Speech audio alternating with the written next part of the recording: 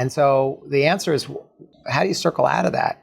And I think we need to retrench and refocus our diets towards deliciousness, because what is killing the environment and killing us doesn't taste very good.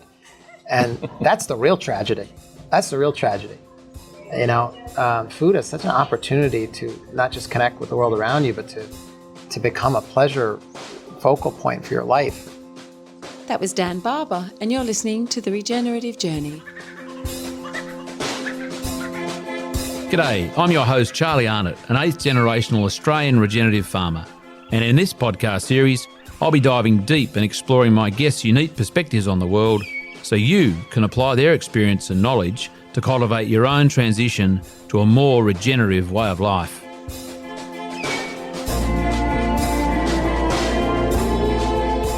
Welcome to The Regenerative Journey with your host, Charlie Arnott.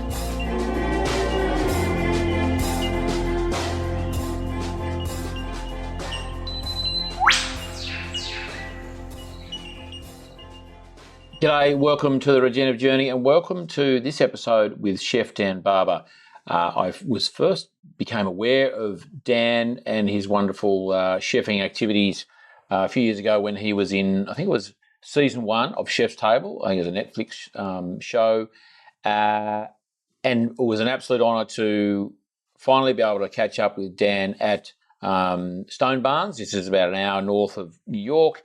It's a farm that he's involved in there, very much at the forefront of heirloom plant varieties, usage in his restaurants. He's an author. He's an educator. He is totally across the whole, food production, animal production in a very regenerative way, in a very sustainable way. Hats off to his team who managed to fit, some rando Australian podcaster into his schedule there one day back in the end, towards the end of July last year, 2024, when we were over in the States. So thank you to his team for organising that. We had 30, 40 minutes. He was very generous with his time, given how I know how busy he is. And also a big shout out to Joost Bakker, who is a mate of Dan's. Somehow I connected that they knew each other, and Dan did not hesitate at all to again free up some time to talk to some random Australian, all because of Joost and his friendship, and very much appreciate you, Joost, for what you did for me and what you're doing for the world. Your expansive involvement in so many different things, sustainable house and architecture and engineering, house materials, building materials, your chefing, your creativity, just fantastic. And Joost, thank you very much. I'll be catching up with you hopefully at some stage to capture your life story as well.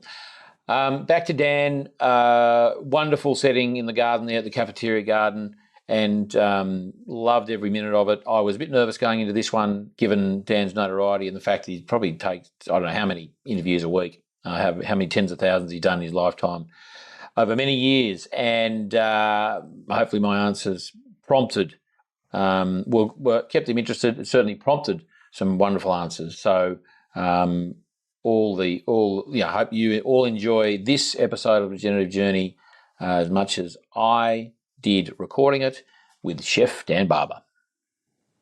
So we're on Dan Barber. Welcome to the Regenerative Journey. Thank you. Nice to be here. Nice to have you here. Well, no, nicer to have you here. And welcome to your cafeteria garden. What do you call this little lovely space? I like it. Cafeteria garden. Is there an official name? The dooryard garden is official. The dooryard. I like cafeteria garden. Well, that and we're sitting in. I mean, I'll get you to briefly explain sort of the setup where we are. But this used to be. I'm looking at those little holders there. This looks like it was a stable of some sort, or it was. Was it hay? Was it hay or horses? The horses, yeah. It's incredible. Dan, as I was explaining before, this is about your regenerative journey. At some point, and I know you've got limited time, we'll get back to day one. Where did little Dan Barber drop on the ground? But where are we now? Tell me, if you will, what it means to be a practitioner of culinary delights, to have his own slice of nature to actually participate in and have a living, breathing laboratory as you do. I mean, how important to a chef, a craftsman, is it to be in touch with this? I just want to be clear that this is not my farm. But you have access to. Well, You're responsible for. hello, sir. This is Lordy. This is Dan. How are you, This man? is Lordy. Nice to meet you. He's my security. Oh, yeah? Yeah, he's just going to suss you out for a few I minutes. love it. Yeah, No worries. And here comes Angelica. We're meeting the family. Dan, this is Angelica. How are you? Nice to meet you. I told you we keep rolling. Keep rolling. Sorry. No worries. No worries. Pardon, but I need to take him. Yeah. Otherwise you're never going to work. Okay. No, that's okay. Hey, can you go with Mum? Can you go with Mum? You can stay here, but you just got to be a bit quiet. Okay. Thanks, mate. Sorry for that little disturbance. No way. Tell me. This happens with my kids all the time. Although how they're usually running away from me then towards me. How old are your children? I have an 11-year-old and an 8-year-old. Wonderful. Yeah. 6.5, 13 over there. Oh, yeah? Yeah, similar. Okay, wow. Tell me, so you're in nature, you're in a beautiful environment, as green as my eyes are dazzled by the greenery, Yeah. being from Australia. We just had a rainstorm, so that's Yesterday? Everything's popping, yeah. Everything seems to rain at the same time here. We were in Georgia, Oh, yeah? Will Harris, Yeah. couple of days Were you ago. there? Okay. and then we had a couple of days of Will did an interview there, Joel Salatin, Yeah. Jr. Yeah. Here, everything seems to rain at the same time. Okay, good. You're They all got bringing, you're rain. bringing the rains, man. Well, that's what they said. I wish I could just rain in summer Australia. I wish I had the I same was going skill. to say, you could take some of that back to Australia. It'd be good. Now, we better start talking about you. Access, food, farming. Tell me. Does it make you... Does it blow your hair back? Well, look, I'm very fortunate to have this farm-to-table ideal. Actually, I have a table in the middle of a farm, so I'm really have a skin in this game. And yeah, it's a great honor. I mean, I'm the most privileged chef in the world. This direct access to food being grown in the right way, and being part of the process. We tend to think of chefs and people who eat as the end of the food chain, when in fact, I think involving us in the food chain as part of a linked chain is the way to think about the food system for the future, because we need people who care about food. Chefs in particular curate flavors and therefore nutrition, because the only way that you can advocate for the right kind of food system is to have people who are involved and in the know. And this kind of connection to the world around us and how food is produced allows that conversation to be at the forefront. I think the food always tastes better. Is the love factor, the connection factor? Well, I think we're hardwired to want to know where our food comes from. It wasn't that long ago we were rooting around for what was delicious, what was poisonous, what wouldn't kill us? Yeah, so that's still in us. And so I think there's a part of people come here and just feel relaxed because they're surrounded by agriculture and nature and beauty. And, that tends to increase the appetite and allow you to taste things you otherwise wouldn't taste. But it's also you as a chef, and especially here, it's quite a responsibility, isn't it? Because you are the connection between, it's a bit of a cliche, the farm and the plate, the paddock to plate, however you want to term that. But like you are the link. I've always said that you guys turn it up to 11. Because we can grow, as farmers, we can grow nutritiously dense food in an environment. We're improving environments at the same time, but that kind of doesn't cut it unless people like you turn it up to 11 and present it and love it. Well, we have the opportunity to make people feel, and in a world that is increasingly acidic, is increasingly fraught, is increasingly isolating, the ability to make you connect with the world around you through deliciousness, through food, is very powerful. Can we get back to day one, Dan Barber? I like to get to the place where we're not just getting people to feel, but getting people to think, because it's also, a dinner or a plate of food can not just connect you to the world around you, but can get you to jumpstart a series of questions and curiosity and something that you want to value and take the time and the resources to replicate outside of here. So as an eater who's travelled from New York, had a feed here, and no doubt they would think they'd be blown away by all the senses. What would be the next step for them in terms of that thinking and how they execute on their experience, ideally from your point Well, of view? they go directly to a farmer, That's the ticket. Get away from the supermarket, get to the farmer, because that's the direct connection, and that's the same experience you're having here. So it can be replicated at home. Let's get to... Can you stop interrupting me when I'm asking you questions? Dan, day one, where'd you land on the Earth? How was that? Was it a soft landing? Where, Day one. day one here? 1 day old. No. Oh. We'll go back to the beginning. Your regenerative journey started, as a... Well, I grew up on my... I think my understanding of these kinds of issues came from working at Blue Hill Farm, which is a dairy farm in Western Massachusetts that my grandmother started 50 years ago. So I was, 80 years ago. So I was working the farm in the summers, and I think that inculcated a sense of the possibilities around agriculture and food production. So you were living not on the Well, I farm? grew up in the city, but I spent my summers working the farm. You were baited. Yeah. Baited, yeah. And the dairy, was it a commercial dairy, conventional dairy, would you say? Or were they doing some pretty cool things? It was a dairy when my grandmother took it over, and she actually stopped it from being dairy, and she grazed beef cattle. And then my brother and I returned it to dairy 20 years ago when we opened Stone Barns. So we didn't have dairy here. So it was an opportunity to fulfill the dairy needs of the restaurant. And did you have responsibilities there? Was the farm? I'm drilling down on that a bit because I grew up on our farm, and I'm 8th generational farmer in Australia, and whatever else before that. But I kind of appreciate the impact that nature would have on anyone growing up on a farm. Did you have responsibility? Was it just a playground? Was there any appreciation? No, it was a very serious farm. I mean, it was, we were moving cattle and haying for the winter. Working. Oh, man. Yeah, it was great. Oh, it was very serious. It's a 150 acres of pasture. So it's a big, for us, big operation just for the summer. Big deal. Yeah. And schooling, did you sort of head towards subjects that were agricultural, or that was just what you did in the holidays, and were you going to be a doctor, or what were you going to do when you were in school? Or was food always your bag? No, I didn't know what in college I cooked a bit because I was earning a little extra money, and I had a friend who was interested in food, and so we did it sort of on the side.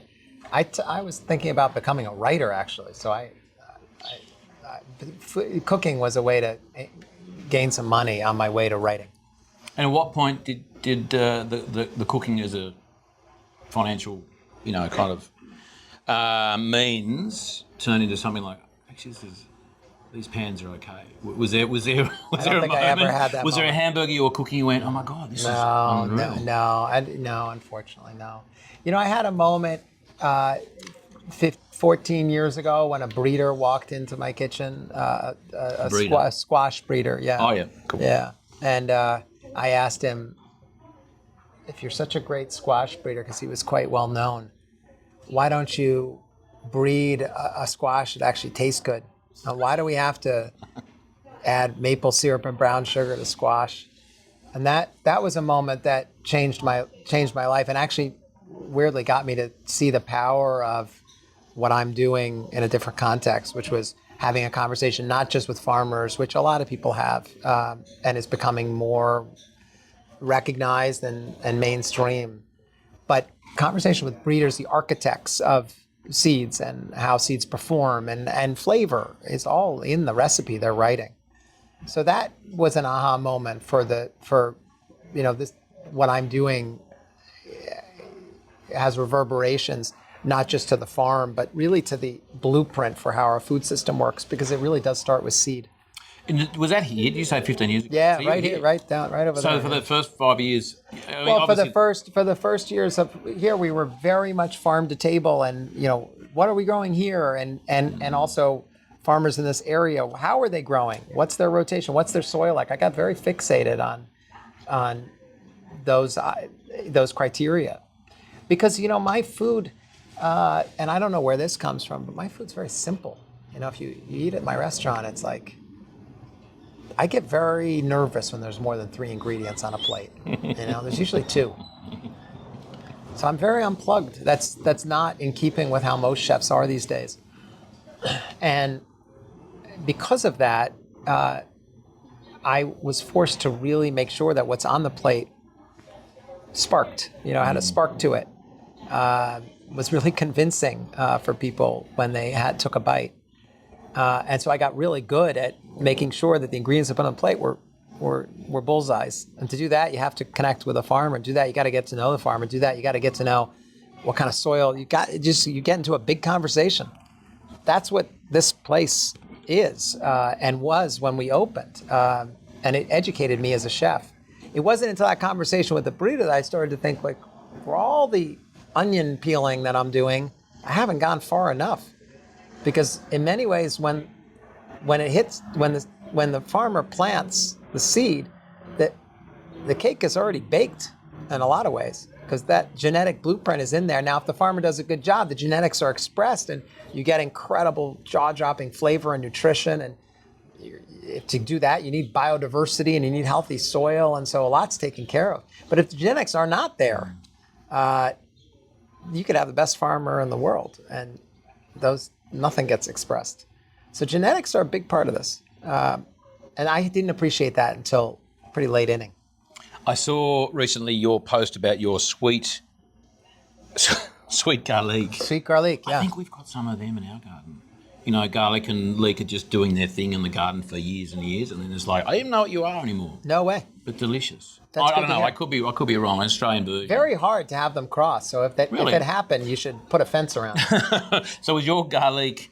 Was that a intentional cross? Yes, with a very famous alien breeder in Europe who had it as his project to get it done, because it was considered very difficult. Well, I'm either bullshitting or we have just done it naturally. Well, yeah, it's totally possible. There's some unidentified plants there. Okay, yeah, no, that's you might have gotten it. Tell me, what we've sort of bypassed a few decades of your life. We might get back there. Tell me, what is you said, I mean, you're on a journey here at the moment. You've been here 20 years. What's the, not the gap, but what's the bit that you're hungry for next? Like you seem to have so much of the journey covered. What is something else? Genetics has been 15 years ago a real focus. Soil, the experience for diners. Is there something else in the puzzle? Get it out of here. Get it out of here. The vectors have been pointing inward to improve what we do here and get it to a very high level, but the goal is to get it out. Because there's no reason that you can't democratize the deliciousness that's rooted in good farming. So what would that look like? Well, it would look like it becoming more accessible to more people. I don't like the word scale things, but I think spread. You spread the idea. You can't really scale great farming. It doesn't scale. What it does is spread. Ideas spread, and they recombine in different regions because there's different environments. So farm to table, a direct connection with a farmer and a chef in the Hudson Valley where we are would look quite different in the American Southwest. Climate's drier. The vegetation is different, but the concept is the same. And that's what I think we want to do. We want to become a idea that can be shared in other regions. And that already is happening. I just would like it to happen faster, because agriculture in this country, and I know a little bit about Australian agriculture, it's largely extractive, and it's denigrating and denuding environments, and it's denigrating and denuding our health. And that is not sustainable. So how we turn that around, agriculture has to play a role in that. And we have the answer. It's not technology. It's not technology. I'm not anti-technology. I just have not seen technology at play that overrules biology. Biological systems are really complex, and I don't think we have a language for those. We have a language for the tech things in agriculture and everything. We have this Steve Jobs, Bill Gates paradigms, but we struggle with inefficiencies and nature's complexity because it's not A to B. I always say you can't fix a biological problem, whatever the problem is, with mechanics or technology. Yeah. It's just you got to use biology. Having said that, it's not Luddite, as I'm sure you would subscribe to. That garlic that you mentioned, the love child of a leek and a garlic, happened very quickly because of technology. Because of advances in computer technology and in recognizing genetic traits that have produced wonderful results. So it's not anti-technology, I'm not Luddite, but I am questioning how you use technology with agriculture, because agriculture is rooted in biology, as we said. So that is infinitely more complex, and I think infinitely more interesting, actually, if you can tap into nature's power biology. That's a power charge, and we're looking at it here. Yeah, I mean that's abundant, isn't it? Will Harris said the other day, it's lovely what you just said, because you paralleling with, he said, I asked him the same question, what are you going to do now? How would you see this in the world? And he said, well, I can't, it's not about scaling, it's about just repeating. Yeah. It's the framework, it's the blueprint, it's the principles and so on. So wouldn't I love to see one of these in Australia or all over the world? Dan, let's get to so many questions. Let's just fill in that little gap there from school. I was training in restaurants. Yeah, I went through a hardcore inculcation into the formal world or informal? I went to not really formal. It was more. It was working in restaurants in France. I spent a lot of time in France. Yeah. So. Who are your any mentors or in your career that you just bow down to? And there's so many. So many. There's a chef, Alain Ducasse, in France, that is probably the greatest chef of our generation. And he was a chef who was extremely white tablecloth, high end, but utilized local farmers and traditions and modernized them beautifully. It's fantastic depth of knowledge and intuition, and he affected me greatly. Now, there are tons. I mean, there's chefs. I just studied under some great chefs, and I learned from amazing chefs. And I'm taking those ideas and practicing that craft in a very limited environment. Even though we're sitting here in the middle of July in abundance, most of the year here is short growing season and difficult terrain. So navigating that and creating a recipe or a diet that is interconnected and healthy and delicious, I think, is the goal. That isn't the goal to scale that. The goal is to replicate those principles in different environments. We forget the United States is enormous, with enormous telling me. Yeah, with enormous geographical differences, environmental and ecological differences. Italy fits inside of New York State, and Italy has 30 different kinds of radicchio depending on what town you go to in the north. Well, it's because soil conditions were different and temperature conditions started to change, and daylight and cultural differences. Even in Little Italy, not Little Italy, New York, Italy, the country, the smallest, it's still teasing out differences depending on niches, ecological niches and cultural niches. And that is a very exciting, actually, food future. I think we've left the idea, at least in America, that you eat the same wherever you go. People don't want that anymore. You want to go to the south of the United States and eat rich Southern traditions. Well, barbecue has exploded. That's a good example of a thing that, yeah, you could export that to other areas, but it leaves behind the history and the cultural imprint. And to me, it's much less exciting than to be in situ, in place.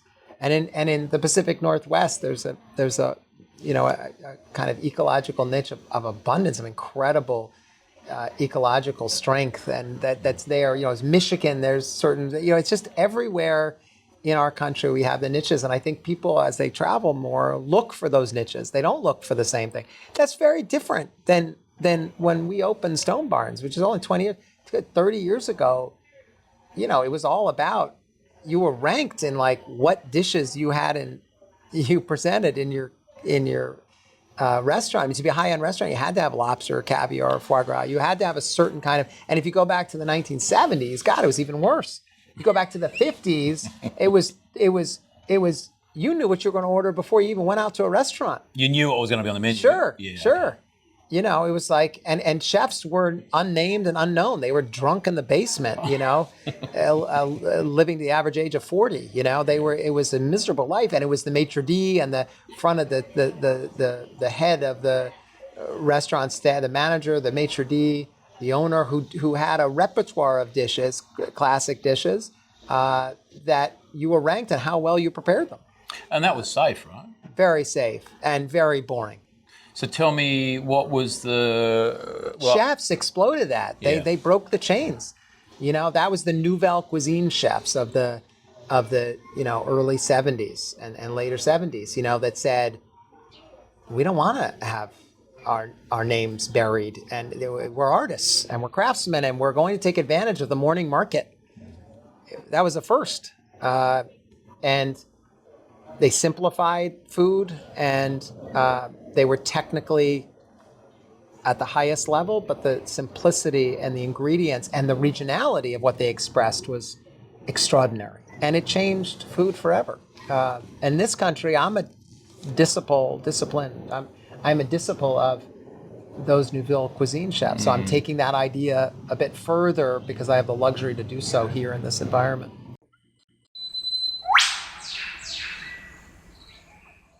This episode of the Regenerative Journey is brought to you by Nourishing Australia, a not-for-profit on a mission to reconnect soil health with climate and human health. Join them for the Nourishing Australia Conference on Saturday, the 1st of November, happens to be my birthday, 2025, at the UTS in Sydney, or stream it live from anywhere. The day will feature leading voices exploring how healthy soils shape resilient ecosystems and communities, plus all registrants will receive recordings of the talks. Some of those presenting on the day: Walter Yaner, Stuart Andrews, Dr. Ron Ehrlich, Martin Royds, and Dr. Max Culhane, all of which have been interviewed on the Regenerative Journey in previous seasons. Get 20% off with the code CharlieArnott20 at checkout, and visit nourishinaustralia.org for details. And don't forget to rate, review, and subscribe to this podcast, The Regenerative Journey, to make sure you're listening to every episode as they're released. We very much appreciate your reviews and your ratings.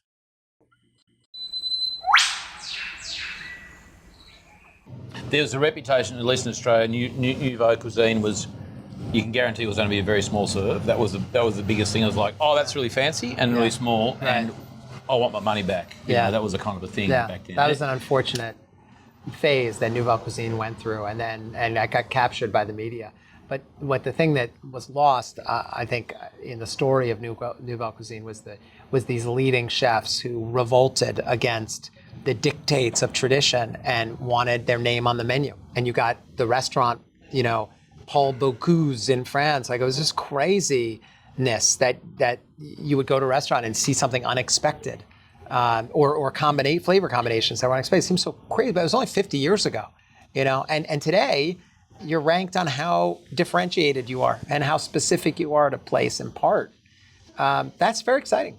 I think that people are waking up to this. I don't think we'll go back to, but I don't think we'll go back to those days.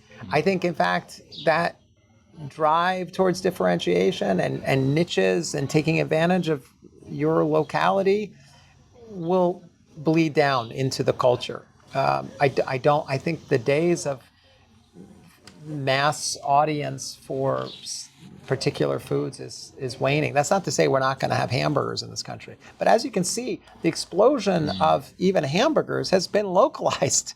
It's been different concepts around pizza or burgers that have become, you go to the city to get the best burger there. And they often are purchasing meat from regional, this is so interesting. It's like that, there's been a whole turning upside down of the expectations for going out to eat. And I think it's true that is impregnating itself into the everyday food culture of Americans. My daughter, Lila, is a burger aficionado of sorts. She doesn't look like she eats a lot of burgers. She's very slim. But she has had a theory until she came over here that you only get good burgers in burger shops. But since she's been here, she's gone, oh no, I'm going to try the burger in the whatever restaurant. Yeah. And she's like just going, this is amazing. It's totally changed, deflected her whole idea about burger shops.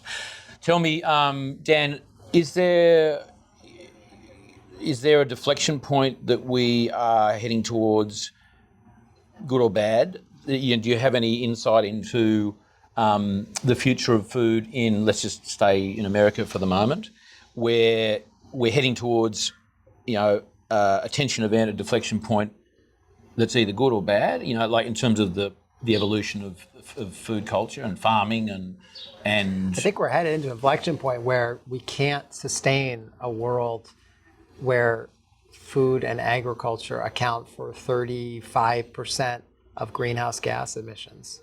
And we can't sustain a country's health when the vast proportion of diseases are diet related. Vast proportion of deaths are diet related. We saw that so clearly during COVID, but we see it even post and pre-COVID. It's just that those two things can't last. And so the answer is, well, how do you circle out of that? And I think we need to retrench and refocus our diets towards deliciousness, because what is killing the environment and killing us doesn't taste very good. And that's the real tragedy. Food is such an opportunity to not just connect with the world around you, but to become a pleasure focal point for your life. And that opportunity, I think, as people, especially millennials, this younger generation, I have those cooks in my kitchen, and in Generation Z, man, they are dialed in, and wanting to know where the food comes from, how it was grown. That's very exciting. Do they lift you? Like, I'm sure they're riding on your coattails. I mean, they're here and your reputation, but do you, what's the sort of, is there a bit of a two-way There's always street? a two, yeah. I mean, I get some of the best cooks in the world come from all over the world to be here. So I feel the pressure to make sure that they get educated and get inspired. And that keeps me here, so I'm here a lot. And it's because of them. If I don't do that, I don't get them. And if I don't get them, I lose a huge vibrancy from my life and the quality and all of that, all the drive, the inquisitiveness, the curiousness, and the drive to learn. I mean, these kids, they're very hungry, and it's. I wasn't. Is that one of your lunch guests coming? No, I wasn't that way when I was that age, but it's great to see. Don't be alarmed. There's a bee on you. That's all right. Now I'm distracted. Where the hell was I going with that one?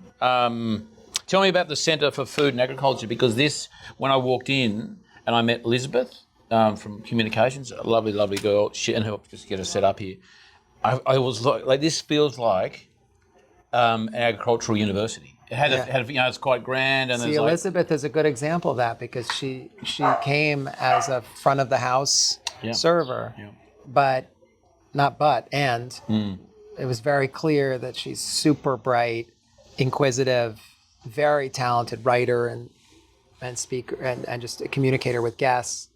And we work very closely with Stone Barn Center in terms of articulating the vision of what's happening here and the programs and the outreach. And she was a perfect example of the kind of people that we're lucky enough to attract and are fighting constantly to offer more if they want more than just serving in the restaurant. And there is a cohort of people who come here and are excited to go beyond the service, and people who don't see themselves in a restaurant for their careers. So we want to give them opportunities. So we created this job for her because she's so talented. But that's what I was saying in terms of the, being here and activating a kind of energy around this place is important because you get people like that.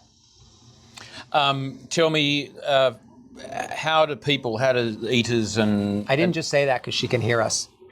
She is over there. She's going to say, do you think she's going to come over and say, now, when Dan said this, can you just chop that out? No, but she might come over and say, can I have a raise? I'll back her. She's been wonderful. Actually, Elizabeth, do you mind? Can you take a photo of us like in the moment? If that's okay, yeah, just any time. In the moment. Oh, no, that came out, yeah. How much we got? 15, 14. Dan, how do guests and eaters and customers here interact with the Centre for Food and Agriculture? Like, what are the touch points for them to engage with what you guys are doing, and then hopefully go back and do something with it? What are they taking home? We offer tours, programming, tastings, lectures, cooking classes to the public and to members who can become intimately involved in gardening and in growing. And we are hoping that they will take that experience and bring it back to their communities. Yeah. And people can turn up and wander. We got here an hour early. We sort of wandered through here and through the courtyard. Can people wander through the veggie garden and some places out of bounds? Yeah. Okay, so it's pretty much a free for all. It's a free-for-all. You can't really pick your own vegetables, but you can walk around. I was looking at those apples there. Are they a red variety, or they just say that are still green, or are they There's green both, variety? red and green. Yeah. Yeah, right. I didn't see any signs saying don't pick the apples. Okay. Well. I For didn't. the taking. No, hands in the air. I didn't. I wouldn't have done that. Tell me, any projects that are coming up that you're super pumped about? There might be some you can't tell us about. Tell you anything. I'll tell you anything, man. What's next? What's the next big thing? We've recognized that a lot of the ideas that we're generating in the kitchen, I mentioned to you, we want to get outside the four walls of a white tablecloth restaurant and get out there. And the research that we have done over 20 years on rotational crops, on cover crops, or on old dairy cows. Let me give you the example of old dairy cows. At Blue Hill Farm, just 75 miles from here, a mama that's at the end of her life for milking, she's not giving as much milk. In America, that cow is thrown into the dog food chain or fast food burgers that your daughter probably wouldn't like. We've used the meat here starting 20 years ago. We recognized, wow, this is some of the most delicious meat. These older ladies, if you raise them right and you dry them off after they're done milking and you spend some time fattening them up, they are exquisitely delicious. And instead of throwing them away, seriously, at 60 cents a pound, which is what they go for on dairy farms, what about if we finished them right and gave them broadcasting that they deserve? We pay now for good quality dairy cow under our protocols $6.75 a pound. So it's a $6 difference per pound on a 600-pound animal. That is a huge economic lever for dairy farms. I'm saying that because we want to take that understanding that we have, that we keep here, and get it out. So we're starting a new program on research and development within Stone Barns. It's a joint venture between Stone Barns Center, the non-for-profit, and Blue Hill. And it's going to be an opportunity for us to R&D ideas that are equitable for the farmer, that the farmers have a stake, and to get those ideas out into the world faster and more democratically than in sitting at a table at Blue Hill. So that's the next initiative. We're going to launch that in the fall. Yeah, cool. Would that include, because in the dairy industry, the conventional ones at least, there's a general criticism often of the male calves are either got rid of because they're obviously can't make milk, but in some people in Australia are actually going, well, no, there's a lot of value in these. There are qualities there that we're happy to explore, and so they'll keep them on as a steer, not necessarily to a bullock. Is that another thing? Like what happens to the males at the dairy farm at the moment in terms of like their life? What happens to the males? Yeah, to the males. Well, yeah. that's the other side of the equation. I mean, the veal calves are right now on many dairy farms. If they can get someone to pick it up, a trucker to pick it up. On larger dairy farms, they have a lot of male calves at once, and so they can ship them off for veal. We don't eat a lot of veal in this country. Is that right? No, we produce males at 50% clip at every dairy farm. Everyone who's born is 50% male. So there's a whole deep, dark secret about what happens to those males. Most of them are just killed and composted right after they're born. So the second part of our project is to make a big push for veal calves and make veal part of a responsible diet. It's been maligned as torturing baby cows, but man, that was raising them in the wrong way. That was chained and having them not move and become anemic. We've discovered that if veal calves move around and oxygenate the muscles and have a very happy life, or a young life, they have a happy life but one bad day. They are extraordinarily delicious. So that's the other side of the equation. So if you're going to help dairies thrive, you're going to help on the back end when you call out a lady and give value to the farmer and honor that meat because it's extraordinary. And on the other side, the males that are born, we're going to be broadcasting the amazing flavor and protein potential of veal calves. Well, you're helping find a solution to a problem. Right. Yes. Which is kind of, not just turning things up to 11, but going, no, we can actually, partner, as you say, partner on these problems. Right. And do it on a scale that's bigger than just 45 diners a night. Yeah. So that's why I want to get the ideas out. I don't want to we're tired of keeping everything to ourselves. So this company that we're launching is to do that, is to get it out. If you were to write another chapter of The Third Plate, which came out in 2014, has people asked you this question before? Not really. What would you say? I think I wrote the next chapter. It was starting the seed company. I started a seed company in 2018 because I ended the book with breeders because I kept dialing down, peeling the onion, and I got past the farmers to the breeders. I just got introduced to a world that I found so fascinating. These characters who are writing the recipe, as I said, for the future of food. So I started a seed company instead of writing another chapter, which was to advertise their work. And we started a seed company based on really just delicious vegetables that the big food chain was rejecting. It's called Row 7, and I hope it gets to Australia soon. Have you been to Australia? Oh, yeah. I love Australia. I did a book tour in Australia, man. When the book came out. Yeah, I cool. love Australia. I was there a couple times. Have you got any good buddies over there that you kind of, check in on or have anything to do with? Well, Juiced, right? He's our buddy. He's our... Yeah. Well, thank you, Joost, for your lovely connection. No, I know, Boost, Joost, I'm sorry. I've been mispronouncing your name for 15 years, man. But he's too polite to say, hey, mate. Yeah, no, I know. Right. That guy is again. Angelic, man. I think he's touched cool. by God, that guy. That is beautiful.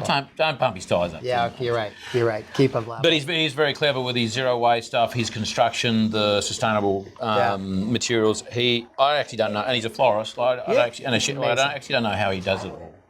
I know. He's a freak. Beautiful family, too. So when are you coming back? Well, I'm trying to put together a book here for about seeds, so maybe I'll be back when that thing comes out. Or before. I'd love to come before. Well, you're most welcome. Not that I'm the person who lets people in or out of Australia, but if you do come back, you are most welcome to. Where's your farm? So we're about 3.5 hours southwest of Sydney. Okay. So Canberra. Yeah. No one knows about Canberra. Yeah, It's the I've heard. nation's Yeah, capital. yeah, sure. Everyone's heard of it. Well, not me. We're an hour and a half north of there, and we have, as I was saying before, sheep, cattle, pigs, free ranging. I got to sort that out. Actually, I got some great tips from Joel Sullivan the other day about how to keep pigs in. They're in my garden. How to what? How to keep pigs in one space. So if you come down to Australia, you're most welcome to join us I don't know. there. Why do you want to keep pigs in one space? I mean, the more they forage, the better tasting. Well, no, actually, good point. What I need to do is secure our garden. Because they come in the garden and just trash the shit out of everything. I bet. Tell me, Dan, conscious of time, this is where you're clearly a pretty humble sort of guy anyway, but if my dad used to say I was humble, and then he added, but you have a lot to be humble about. Okay. All right. Okay, with that in mind, what do you think your genius is? Oh, I don't have a genius, man. I'm in search of genius. And maybe that's the genius, is that I'm in search of I'm constantly just really curious. But look, I'm in an environment where how could you not be curious? But there are people who I have been surrounded by. Joel Salatin's one of them, who just are treasures of information and know-how. And I think I'm pretty dogged about learning from them. And if there's any superpower that's attached to that, it's probably there. Do you find that I'll use the term regenerative agriculture, sustainable ag, whatever you want to call it, that the tribe of those kind of people like your Joels and your Wills and others, they're a particular type of person? I'm not saying they're better or worse than conventional farmers or whatever, but does a regenerative farmer, do you feel, whether they're veggies or animals, require particular things to just challenge the status quo? Have you sensed in them a particular character trait that is a bit unique? In regenerative farmers? Yeah. Compared to conventional. Again, not putting anyone on top or below anyone else. Well, I would put them on top. I don't have a problem with that. Okay. I mean, I think people who are thinking organically are forced into making some very complex decisions that are genius and specific to place. And yeah, I put them above the conventional guys. The conventional farming, for the most part, pretty easy, because when you're confronting problems, you can spray the problem away. You can't do that in an organic environment. So I'm pretty enamored with truly organic practices. When I say truly, I mean they go way beyond what the level of definition of organic is, and that's deep rooted, man, and that's biological. That's knowing your biology and being attuned to it, and I find it staggering genius in that. So yeah, no, I would rank them way above the conventional guys, if you ask me. Thank you. Tell me, trying to squeeze one more question in. What is any philosophy? Because I read somewhere, that you're a philosopher, a philosopher chef. You probably knew that. Is there anything? Is there any sort of the latest kind of philosophical angle you've taken? You've read a book and gone, holy shit, that's cool, or something this is priming you for the next question, which should be my last one. Is there some little epiphany you've had that's just like, oh shit? Over the last couple years, the epiphanies have been endless over seed possibilities around seed, and just continuing to talk to different breeders, whether it's fruit breeders or vegetable breeders or grain breeders, like what the potential is if we really have a conversation with breeders. I think it's just a world-changing idea. So those epiphanies keep coming because I keep meeting different and interesting breeders. Animals too, like in terms of breeds. The animal kingdom is not something that I'm delving into with breeding, but I'm fascinated by it just because of the work I do here. What pigs really do taste the best on pasture, and what is that hybrid vigor between two parent lines you bring together and you get this like unbelievable flavor and marbling, that is the gift. I don't know, it's a gift from God. It's like Jesus. It's and so but that's all genetics. Mm. It's not all genetics. Sorry, the farmer's in there, big time. But man, the genetics are fascinating. So that's what I consider epiphany is the idea that there's just a whole life of knowledge to learn, and I want to get there. Last one. Last question. Last this is question. the grim, the No, grim it's reaper? okay. No, he comes. He warned me about you. No, he didn't. I did. She's So, trying to- Dan, it takes me. So, yeah, we've got a big, we can put a billboard, two-sided billboard, next to a highway somewhere, as busy a highway as you want. Yeah. You can put a quote, a word, a phrase, a question on both sides. You can put them on both sides, but that's wasting a side. Is there a quote or a little? You can put them on both sides, meaning someone's passing by, so they're looking at it, but you don't want them to look back because. Well, no, they can see if they're going north. They can see one quote. If they're coming south, they see another one. Oh. I'm just saying, don't put the same on both sides. I mean, you can if you want. If you really want to emphasise it. Oh, I would say, But if you got two, I would do the same thing on both sides. If you're headed in a direction and you're deep into your journey, but you've recognized that you're going on the wrong path, it's not too late to turn around. that's very cool. I would say that on both ends. Yeah. I mean, I would say that to farmers, I'd say it to chefs, I'd say it to anybody who's in the business of producing food, that we tend to think that we have a food system or a structure of the way we work that's fixated and inconcrete and fossilized and impossible to disrupt and turn on its head. And my experience, and I think the experience of the last 50 years of agriculture and food, says otherwise. That no matter how far you've gone on a journey, you can disrupt it quickly. You can get off, you can get on and exit and turn around. And that's much better than just staying the course and trying to tinker with your journey to make it a little bit better. And that's a lot of what sustainable agriculture is. We're on this fucking journey where sustainability has become, let's just do this less bad. Less chemicals, less water use, less soil degradation. I use 70% less chemicals, but that's not what's needed right now. And I don't want to applaud that because it gives an excuse for tinkering around the edges of a really broken system. And that's what I would say on the highway, man. There is always time to make bold, life-changing, directional changes. And to think otherwise is to be regretful about it later in life.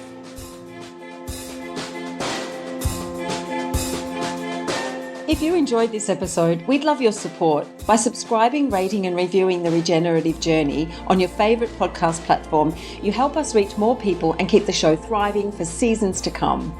Each time you listen, you're choosing to make a positive shift in your own world. And if an episode speaks to you, please pass it on to friends, family or communities who might be inspired too. For more details and episodes, visit www.charliearnott.com.au.